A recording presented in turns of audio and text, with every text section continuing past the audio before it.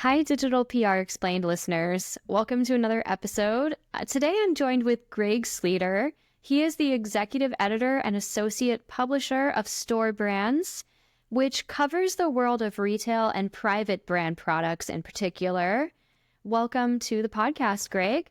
Thanks, Britt. I appreciate the invite. It's good to be with you. Yeah, it's fantastic to have you here again. We've spoken before on the We Earn Media podcast, which is another podcast that I co-hosted. And I think it was episode 63 or so. In case anyone wants to pause here and go and find that episode, I'll link to it in the show notes too. In that episode, Greg and Jacqueline, my co-host, and I had a really nice and informative conversation about how to pitch trade publications and store brands in particular, of course.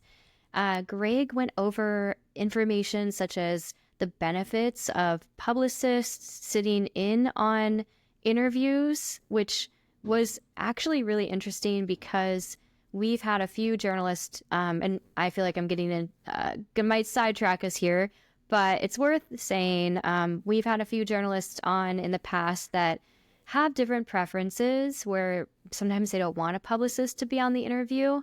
And it's nuanced, right? Greg is one of those journalists who appreciates when publicists sit in on the interviews.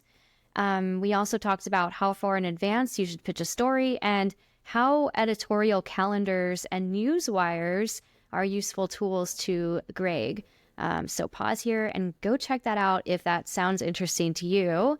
Today, though, we're going to be talking to Greg about the Viewpoints column on Store Brands. So Greg, can you give my listeners an overview of the Viewpoints column? Sure. The Viewpoints area on our site is really designed to bring in other voices into the site. 99.9% of the writing we do in covering the retail/private label industry is done by us. And I have within the Viewpoints section, there's a From the Editor piece of that I'll write, and I try to write a monthly, if you will, editorial column, blog, whatever word we want to use nowadays. Just my view on a segment of the industry or something that's happening. But bringing in other experts, I think, is a really good way to get a viewpoint and kind of insight on a topic that, I could do an interview with, but I think sometimes if it's written in the first person, it's a little easier to digest for our readers, and it allows that person not to have to go through my editing process at some point. So even though we do edit them, we do look at them to make sure most of the time we run them pretty much as is because they're well written. They're usually written with either a publicist or somebody in a company's marketing department. So it's not just somebody who's not a professional writer writing these things. So they come in pretty well written and on topic. So that's really the idea, is to bring other voices in and to change up what people are reading on the site. Right. We'll get into more about the types of contributors that you look for, but let's focus a little bit on the pitch itself.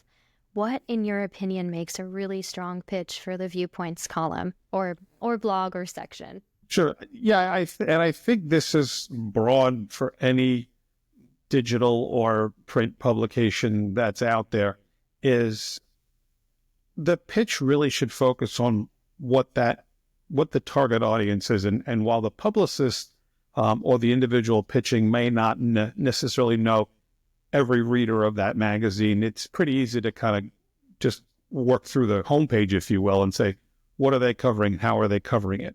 And for us, we cover retail on a broad basis, but kind of whittle that down to private label. And those are store brand products that for folks, if I'll use Target as an example. Up and Up is a store brand. Target's got about 40 different of their own brands. So at some point, the topic's got to come back to that retail private label aspect of it. We've been getting a lot of pitches on AI. And I'm going to say 3/4 of those pitches end up really being, I have an AI product and I want to tell you why it's great. And what I would tell people out there is, it sounds like a sales pitch, and it's not a service to my reader, and my reader after paragraph 2 will walk off it. So it's not servicing anybody. But if somebody can pitch me on how artificial intelligence can help a retailer better develop products for its private label program, now you got me. And I would hope if a pitch like that comes across, somehow that's in the first 2 sentences. You know, this company does this and they feel this product can really help a retailer, you know, further develop their private label programs. If I got to get to and this is just based on time constraints, and I think most of my colleagues on the journalism side would agree with me. If I got to get to the 3rd paragraph, this is not for me. I spent probably 3 or 4 years of my career on the PR side working for a health system, and my pitches were very short. My pitches were like, this is what's going on, this is when it's happening, and they were direct pitches. Very seldom did we spray and pray. And there were some things we were sending out that were calendar items that we just sent out to our media list. But typically, if the hospital or health system I was working at was doing something in cardiology, I was directly emailing those publications and those editors that were covering cardiology. For me to go to a cancer publication or one who's looking at knee replacement, I'm wasting my time and I'm wasting their time. So it's that extra 10 to 15 minutes of effort on the front end will get you a lot of results on the back end. Most definitely. You mentioned AI is probably a trend that you're sick of getting pitches about, unless it's a good one, of course. I really liked how you broke that down for my listeners too. What other themes or topics are you most interested in having contributors highlight or discuss or implement into their pitches? Yeah, I think, technology ends up being a big one. We have one on the site now that was about virtual reality. Okay. Oh, it's fascinating because we've forgotten about virtual reality since AI has come into focus. Yeah. We can only focus on one thing at a time. So VR is kind of pushed to the side a little bit. But this was an interesting pitch about how retailers can visualize merchandising sets. That if they're going to develop a product line of their own, again, a private label line, what does the packaging look like? How can we merchandise it right? I thought it was fascinating. I mean, I'm not a VR expert, so when I first read it, I was reading it almost as a consumer and then had to go back and read it as an editor to make sure it fit everything we needed to fit. So that's one thing. Technology is always interesting. I think the tried and true when you're talking about especially retail is consumer behavior. The best part about consumer behavior is we'll never really figure it out. So that makes the work keep going. And there are a lot of companies out there that have studies on why consumers do this. And we talk about, Gen Z, Gen X, the millennials, the boomers. So it's a constant evolution of how people are shopping. We've got, I forget the generation behind the Gen Z folks. Gen Alpha, I believe. Yeah. So there's always a change, and there's not just how, let's say, Gen Z is shopping, but how are they influencing other generations? I've got 2 adult children who are Gen Z. They influence me in some points at how I shop, and I do the same. So there's crossover. You've got a really good, compelling pitch on consumer behavior.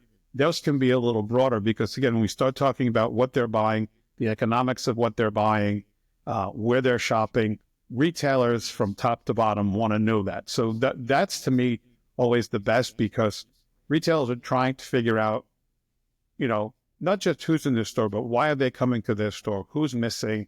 Where are they shopping? And again, it's an unanswered question. We can answer it at some level, but in 6 months it changes, in a year it changes. And as we saw in the pandemic, it had a massive impact on how consumers shopped, not just in the moment, but going forward. Yeah. Okay, got it. So AI, tech, virtual reality, consumer behaviors, those are really good, a good variety of different topics. And that's super helpful. I do want to ask a few questions about, and about setting up the pitch. When folks send you a pitch, let's start with the subject line. Is there any particular subject line that they should use? Format, for example, that's going to have a better chance of catching your attention? I'm assuming you get a ton of pitches every day and your inbox is just cluttered. So let's start with the subject line. Any advice for people specifically pitching the Viewpoints column? Yeah, to be fair, my inbox is probably not as bad as others, especially on the consumer side. So I give my colleagues who are focused on consumer media a lot of credit, because I can't imagine the level of pitches they get based on what I get as a very focused B2B publication. Again, I think for me, with our focus on private label, if you put private label in that subject line, that's going to catch my attention. Now, if private label's in the subject line and the whole pitch is not about private label, not only am I going to delete you, I'm going to block, because it's just it's a disingenuous way of trying to get my attention. And I blocked a lot of people who send me pitches that just have nothing to do with what I'm doing. And it's just, it keeps a lot of stuff out of my inbox. But if there's a connection to private brands and private label, how AI can help retailers retail private label programs. And if that's the pitch, you've got my attention. Even consumer behavior, you don't have to be as specific, because again, consumer behavior is so broad and it does have that impact. We don't necessarily have to whittle it down to the impact of private label, but if you could work that in there, perfect. I love that. Yeah, keywords. And then one more question about the pitch. So do you prefer it when folks send you the article, or at least a draft of the article, or do you prefer an outline with some bullet points of topics that they're planning to write about in this column or in this article? Yeah, I would recommend doing just an outline. Outline, okay. And really that's for the writer, because if you're going to sit and write a 750, 800 word piece that gets rejected, you've wasted your time. Yeah. Okay. And I don't feel bad about saying, no, that's part of my job, but it's a waste of time. Plus, I'm not going to read it.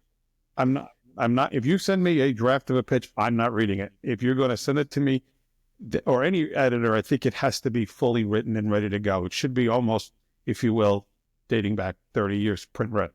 We're not going to go through and edit it for you. We're going to go through and read it. And if there may be a typo, there may be something stylistically we change, but we're not going to wholesale edit it. That's not what we're going to do.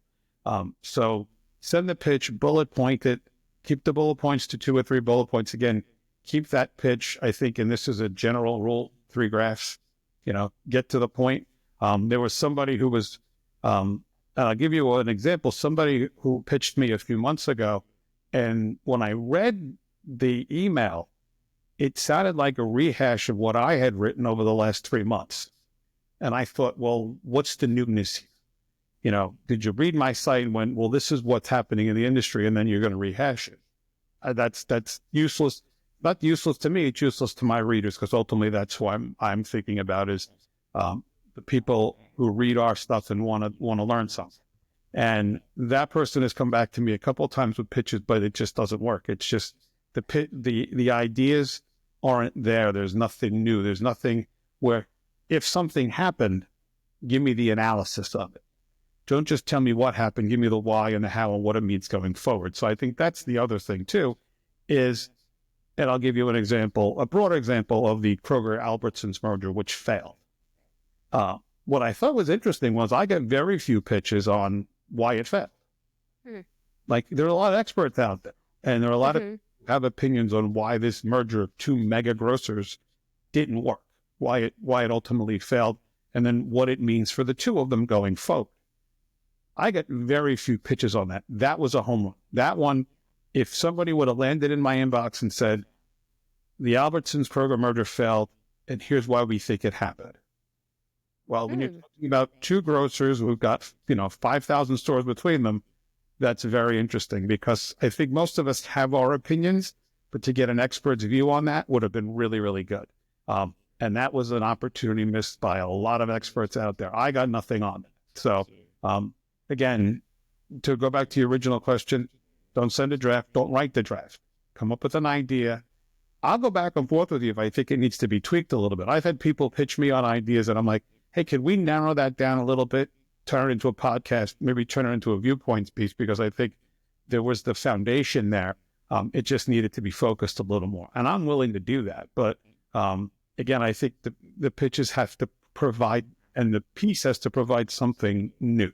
Build off what is out there, but tell me something new. Teach me and my readers something. I love that. That's a really good tip for my listeners. Is it too late to pitch something on that topic? I think the merger probably happened quite a bit ago now at this point. I mean, and I think at this point, given what some of the moves Kroger and Albertsons have made individually, I think you could talk about them individually. You know, we've got Albertsons laying off people at headquarters in some of their divisions. They're consolidating. Kroger's gone very quiet on a lot of things. And, you know, they'll say what they have to say. But it's like, you know, what ultimately, you know, what's going to happen with the two of them, but individually, you know, the engagement broke up, it's over, and we're moving on now because it's been 2 months. But what's next for the two of them? Okay, right. So still keeping that trending, what was a trending topic in mind, and how has it evolved, and how can you perhaps tie it into what might be going on today with those two brands? I like that. All right. So I have a couple of questions about, I have a question about how you select contributors for the Viewpoints column in particular. Are there particular titles or credentials that stand out to you when you're selecting someone who should or might be able to contribute to that blog? Yeah, I don't get too wrapped up in titles because I could start my own PR firm tomorrow and make myself president. Mm-hmm. You know, I'm the only guy, the only person there. So I don't get too wrapped up in titles. Good to know, always good to know people's background, how long they've been doing this. If you've been covering retail for the last 3 years, okay. If you're covering it for the last 20 years, even better, because you've got institutional knowledge and you've got a little historical precedent. You were actually probably covering retail long before Amazon was having a major impact on everything we do at retail. So I think that helps a little bit. But again, doesn't pull it away, because you could get somebody who's got a real keen eye on picking out a trend or seeing something that's happening, and experience is not always there. So I don't try to lock it into it, but I think the credentials always help. You know, what have you been doing? How long have you been doing this? And then the piece, then obviously the idea itself. You know, just give me the idea of what you want to write about and what ultimately you think the conclusion's going to be, and then that's something that I think it works. So I try not to create, you know, a list of, well, you got to check all the boxes or else, because I just think that just leaves some good stuff on the table. Awesome. So what types of articles perform best? I mentioned this in the first part. You know, we talk about consumer behavior. Anytime we have a conversation or discussion on what consumers are doing, how they're shopping, what their motivations are, that's something that is always of high interest and always well read. Data is always a big one, you know, because all of these buyers and product developers and up the food chain within the retail structure, they're going to sit in their meetings and they all want numbers. They all want numbers at some level. So anytime we can provide data about something, that's, I think, intriguing to the higher people up the food chain and at the C-suite level, who are saying, hey, you know, 57% of Gen Z want this product and want to spend this. And anytime there's some hard data around that, those are always things that people are willing to digest, read a lot, because it tells a story. You know, numbers do tell a story. So I think those things, when we talk about trends in consumer behavior, data points related to consumer behaviors or product trends, I think those are the ones that always, you know, kind of hit home the most. All right. I have a note here on asking you about an example. Like, is there an article that you wanted to highlight as one that you particularly liked? Yeah, I mentioned it earlier. And again, I'm not the most tech savvy person. I try to pay attention to it. I do know how to use my iPhone, and I can turn on my laptop. But the virtual reality one I mentioned in our first part, and talking about how retailers can use VR to envision merchandising sets, to envision packaging designs and things like that. I thought was interesting because it's not something I thought of. It's not something that I would really ever think of because I'm not a product developer. But the ability to see something before you do it without having to spend the money to, print a display or print packaging, but to see it again virtually, time saving, money saving, the ability to tweak things if you like a color, you don't like a color, or you're trying to, modify a display. I think to be able to put on those VR glasses and then look around and say, wow, this is what the store would look like, or this is what the end cap would look like. I thought that was cool because, again, like I said, I think VR got pushed aside a little bit by AI. I'm talking like a tech person now with all these acronyms. But I think that was the one that I read it. When I was reading it, I started to read it more as a consumer and realized at the end, wow, I learned something, but then I had to go back and read it as an editor because I found it very interesting and it was written very well. So that was one of the more recent ones I think we had that I thought was interesting. On the flip side of that, when we get into something that's maybe a little less sexy, but we had a company, Catania Oils, who's a large provider of private label cooking oils, olive oils, and things like that. Talk about some of the misnomers and misinformation out there about seed oils and some of the health benefits and some of the things that they just hear out there that are just wrong. So I read this one. So they came to me and said, hey, could we write about this? And I thought, well, yeah, because this is really in the sweet spot because you've got every retailer in America is carrying 10 or 12 different kind of oils, whether it's olive oil, canola oil, avocado oil. There's all different kinds out there.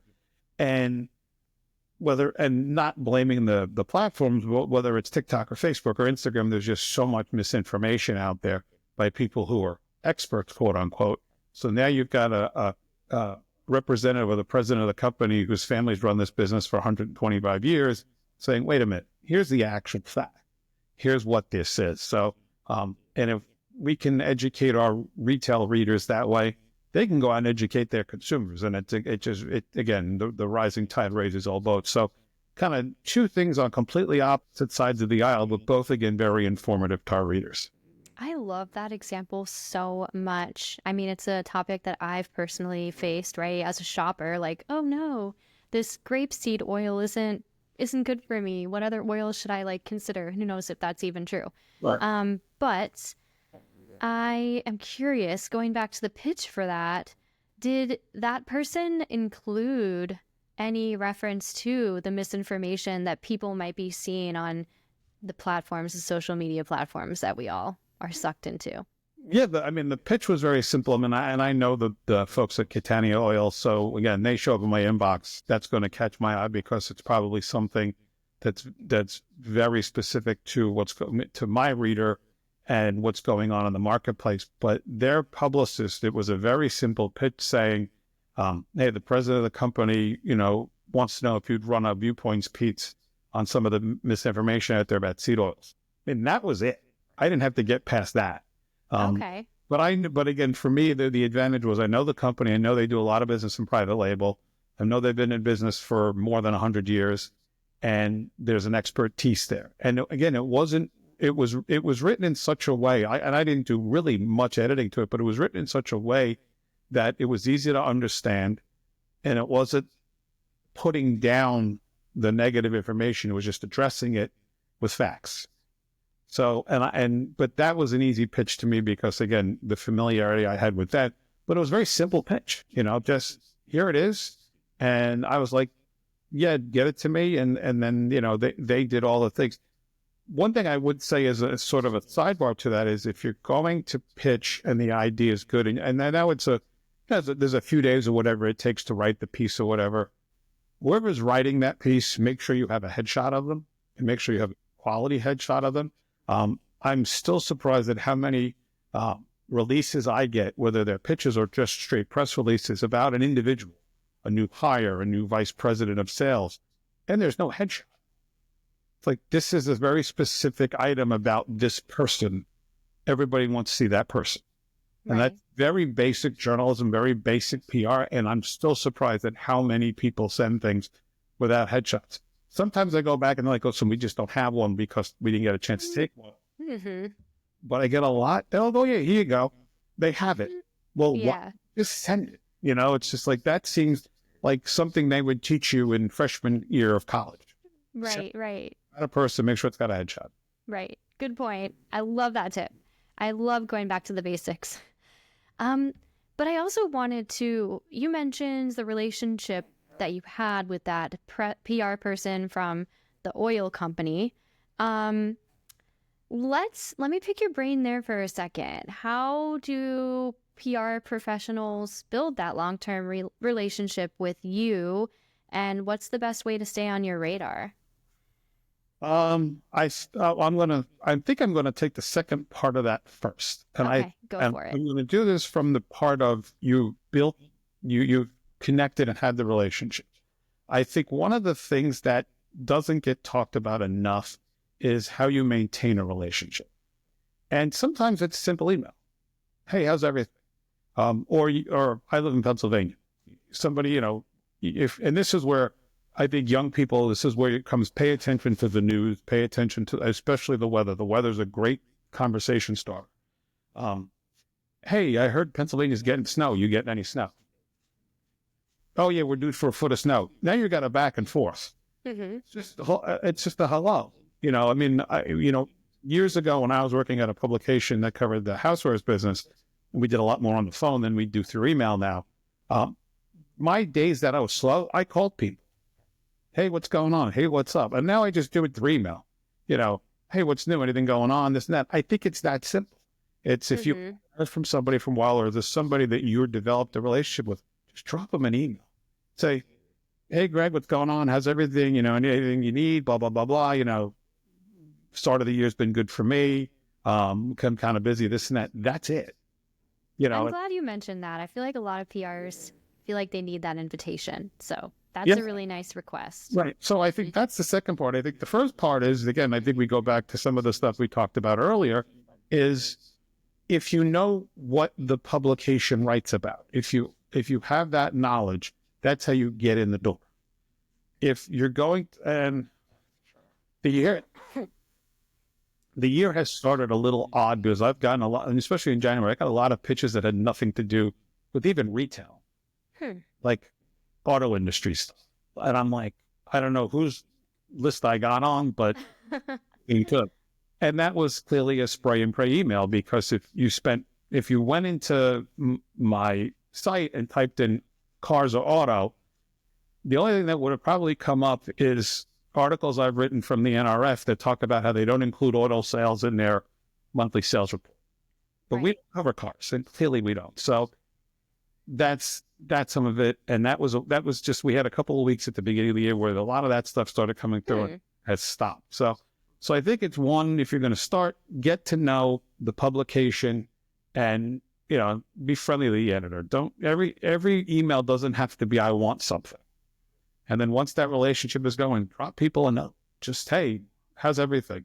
I do that. If I know people are in Florida and it's hurricane season and here comes the hurricane, I just, hey, how's everything? You guys okay? You need anything we can do? Yeah, that's it. It's again, there's so many basic things people can do, but it gets lost in the technology. It gets lost in the lack of personal connection we have nowadays. And it's just, sometimes people say, oh, you're a boomer. Well, I'm not a boomer. I'm Gen X, first of all. And second of all, it's a human behavior to just say hi to somebody. Yeah, I agree 100%. I think it's a really nice way to just keep in touch too. And I also think there's just, I work by myself. So for me, it's a really nice excuse to get out of that headspace that I'm in. If I'm really focused on a deadline, just take a breather, send a note to someone. You never know what they might say that might even spark an idea, like maybe that person is working on an article that is a topic that your client or whoever you represent can speak to. It's going to, even if it doesn't open the door, it's still just a nice way to keep in touch with the people that you've already reached out to.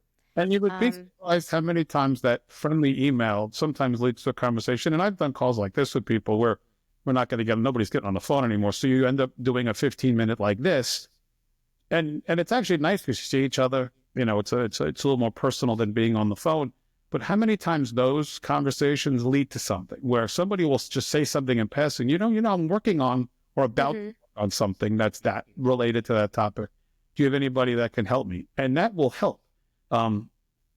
It's that simple conversation. And I think some of that, we're not teaching the newer generation that kind of stuff. And I think it's up to whether you're in school with the professors or whether you're in an office now setting, the more experienced people in the office have to encourage the younger generation to be like, listen, don't just reach out to somebody when you need something. Reach out when you don't need something. Reach out to say hi, or whatever it is. And that's what builds those relationships. I think the concept of water cooler conversations might not even be something they know. But what's a water cooler? Yep. All right. I really like that advice. But yeah, I think this was such a wonderful conversation. Thanks again so much, Greg, for coming on the podcast and sharing all of these insights with my listeners. It's my pleasure. Anytime you think I can help, you know where to find me.